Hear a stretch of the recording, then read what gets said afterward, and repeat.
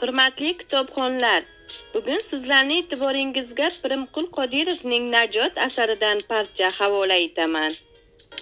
Hech qanday manfaatlarsiz odamlarga yaxshilik qilmoqqa chog'langan, bu yo'lda hatto o'z jonini fido etishdan qaytmaydigan mard o'g'lonlar kamol topgan bu qahramonliklari asrlardan asrlarga o'tib afsonaga aylangan.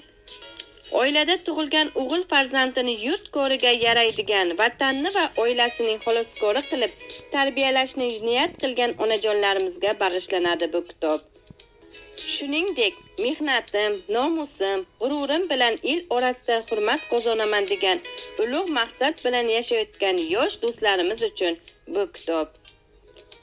Azaliy va o'lmas mavzu, yaxshilik va uning inson hayotidagi o'rni masalasiga bag'ishlangan Najot afsona qissasini e'tiboringizga havola qilishdan maqsadimiz bugun kamolga yetayotgan qadr-qimmat masalalarini biroz unutib qo'yayotgan yosh do'stlarimizga ular buyuk avlodning ajdodi ekanliklarini eslatishdan iborat.